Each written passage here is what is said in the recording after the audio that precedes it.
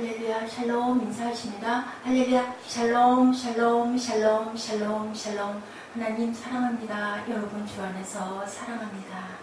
예, 오늘은 요나미상 5장 5절에서 18절까지의 말씀, 나무 이야기를 해야 되겠어요. 백향목, 레바논에밖에 없다고 하네요. 이제는 많이 다 멸종이 되고 남아있는 그 백향목이 1200그루 정도밖에 없다라고 이렇게 증거가 되어져 나와 있는데, 그 시대에 있는 솔로몬이 그 백향목을 가지고 솔로몬 궁을 아름답게, 그 하나님의 그 나라를 아름답게 짓는, 너무 다윗 왕이 너무 하고 싶어 했던 그 일을 드디어 히람 왕이 사람을 보냄으로 인하여 더 아버지 생각이 나고, 또한 히람 왕과의 그동안의 화친을 생각해서 이제는 든든하게 나라가 반석 위에 섰지만, 그때는 전쟁을 위하여서 히람 왕과 같이 동맹을 맺어서 힘을 길러가지고 다른 나라들을 치는 데 도움이 됐던 그런 그 나라, 아버지와 아주 친분이 있었던 그 나라를 이제는 궁을 세우는데 함께 이렇게 화친을 맺는 아주 아름다운 관계의 얘기, 참 솔로몬 지혜로웠다라는 것이 우리가 함께 5절부터 쭉 읽으면서 나와 있죠. 서로에게 필요한 것을 주고받으면서 약속을 하는 그런 내용이 나와 있습니다. 히람 왕의 도움을 청하고요. 또한 히람 왕 또한 궁에 쓸 음식을 달라고 해서, 그 시절에는 엄청 많은 양의, 원했던 것보다 훨씬 인색하지 않고 많은 양의 것들을 주었다. 궁정의 음식물로 밀 2만 그루와 맑은 기름 20그루를 주고 해마다 그와 같이 주었더라. 말씀대로 솔로몬에게 지혜를 주신 보로 히람과 솔로몬이 친목하여 두 사람이 함께 약속을 맺었고, 또 보니 한 달에 10,000명씩 번갈아서 레바논으로 보내고, 한 달은 레바논에 있어서 왔다 갔다 하게 함으로 인하여서 또 그 부역하는 사람들에게 편리도 이렇게 봐주는 내용도 참 찬찬하고 굉장히 자상한 그런 솔로몬의 그 궁을 짓는, 그래서 참 힘 많이 들었겠다. 백성들이 어려움과 여러 가지 얼마나 많은 것을, 노역도 많았을 것이고 세금도 많이 굳었겠다라는 생각을 하게 됩니다. 이렇게 전 세계에서 이 백향목이라는 것이 그렇게 귀한데, 북부 산악지대인 카비샤 계곡에 1200그루 정도밖에 남아있지가 않다라고 나와 있습니다. 레바논의 국목이 백향목이고요. 국기에도 백향목이 새겨져 있고, 또 백향목의 뜻은 굳건히 뿌리 박힌 나무라는 뜻을 갖고 있다라고 합니다. 이 백향목의 그 생김새와 그 쓰임이 조금 나와 있는데요. 이 성전 건축에 귀하게 쓰였던 이 백향목은 참 아주 그 추운 데서 그렇게 잘 자라는 그런 나무로 나와 있습니다. 이스라엘 북쪽 지중해 연안에 있는 항구 도시죠. 두로는 해상무역을 통해서 급속히 성장했던 그러한 곳입니다.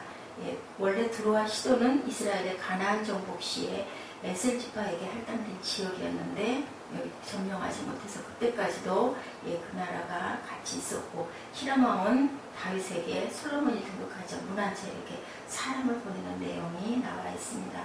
그리고 그것을 봄으로 인해서 하나님의 계획이 이루어지고 가고 있구나라고 솔로몬은 그렇게 깨달아서 서둘러서 그동안 2-3년 동안 나라의 정치를 잘 안정시키고, 이제는 정말로 아버지가 원했던 그 하나님의 궁을 짓기 시작합니다. 굳건히 뿌리 박힌 나무, 우리도 이런 모습이 되어야 할 줄로 믿습니다. 열심히 우리가 어려움과 환난을 기쁘게 여겨라. 참 그 시련이 힘이 든데, 백향목 같은 성도가 되려면 우리가 시련을 잘 이겨야겠다라는 생각을 해봅니다. 베드로전서 1장 7절이죠. 너희 믿음이 시련이 불로 연단하여도 없어질 금보다 더하여 귀한 예수 그리스도에 나타나실 때 칭찬과 영광과 존귀를 얻게 하려 함이라.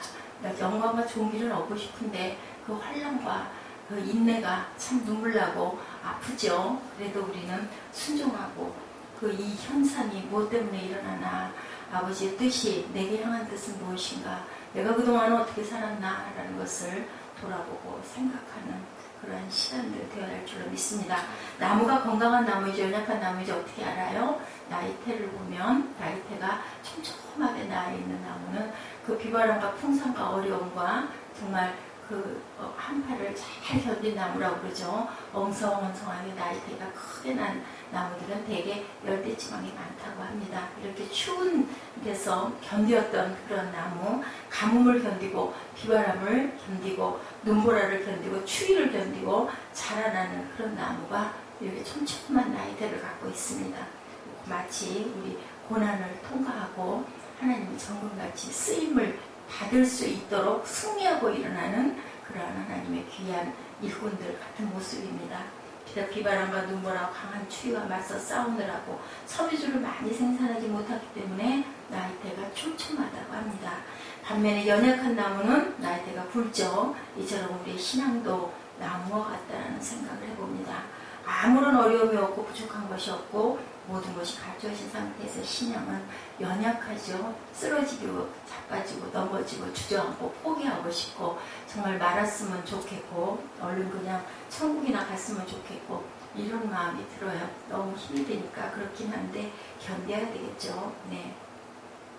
우리가 신랑이 신부를 얻기 위해서 결혼하기 전에는 어때요? 신부에게 뭐 정말 세상에 없는 것도 가지고 싶고 하늘의 별들도 따다 주고 싶은데 결혼하고 나면 둘이 생활이고 삶이다 보니까 살다 보면 성격도 맞지 않고 내가 바라봤던 모습과 너무 다른 부분도 있고 그러다 보면 싸우게 되고 실망하고 절망하게 되고 그냥 자포자기가 되게 되고 자기의 본 모습들이 많이 나타나죠. 그러할지라도 사랑하고 품어야 되는데 참 인간이 이기적입니다. 누구 만났다나 다 그런데 돌아보면 아닐까요? 나도 내가 하고 싶은 거 하고 싶지 상대방에게 져주기가 싫은데 뭐 어땠을 때 져주게 됩니까? 사랑할 때 내가 약해서 그런 게 아니라 내가 좀 더 강할 때 약한 사람을 위해서 사랑하고 보듬어 주게 되죠.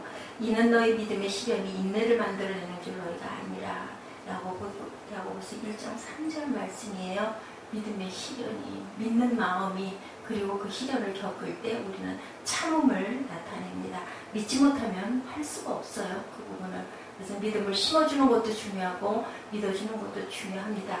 요구 말하죠. 나를 단련하시는 후에는 정금같이 되리라고 했고요. 다윗은 야외여 나를 살피시고 시험하사 내 뜻과 내 마음을 단련하소서. 참 다윗은 하나님의 마음을 하나님의 행사를 너무 잘 알았던 그런 아버지의 심정을 잘 알았던 그런 하나님의 귀한 아들이었습니다. 그리고 나라에 귀하게 쓰임받은 그런 종이기도 했죠. 그리고 또한 귀한 시도 많이 지은 그런 다윗. 따라서 또 아들 솔로몬도 아주 어제도 우리가 함께 나눴지만 3천의 시를 잠언을 3천의 시를 천여 편 이상을 만들었습니다.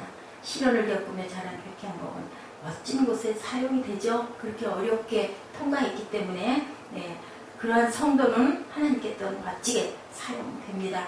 고난을 겪지 않는 목소리는 목소리에 힘이 없죠. 그런데 고난을 겪고 일어난 목소리는 아주 우렁차고 은혜가 있고 그 시련을 감당하지 못한 목소리는 은혜를 끼치지 못한다라고 하죠.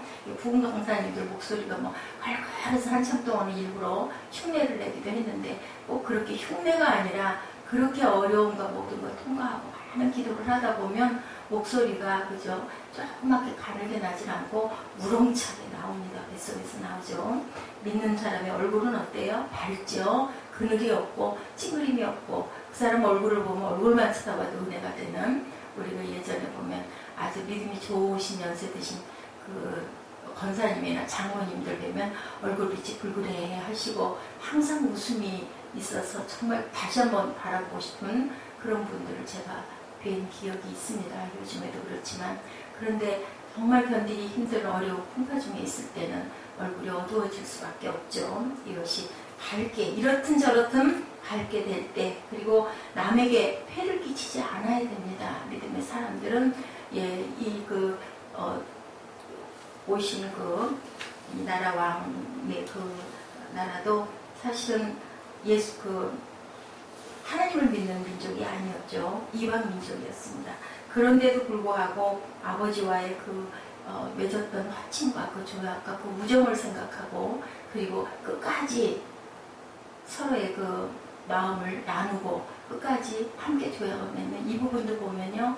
그게 꼭 솔로몬이 스스로 짓지 못해서 그런 게 아니라 필요도 있었지만 그것이 의리를 지키는 부분, 인간 세상에서도 서로가 서로에게 해야 될 부분을 지켜나가고 항상 끝까지 배신하지 않고 가는 그 부분이 하나님 보시기에도 온전하죠. 그렇다고 해서 우리가 세상에 녹아버리면 안 됩니다. 우리가 그 세상에 들어가서 그 세상을 품을 줄 아는 그런 마음을 가져야 됩니다. 하나님께서도 그 위에 함께 하실 줄로 믿습니다. 두 번째는 백향목 같은 성도가 되려면 깊이 뿌리를 내려야 되겠죠. 호세아 14장 5절입니다. 내가 이스라엘에게 이슬과 같으리니 저가 백합화 같이 피겠고 레바논 백향목 같이 뿌리가 박힐 것이다.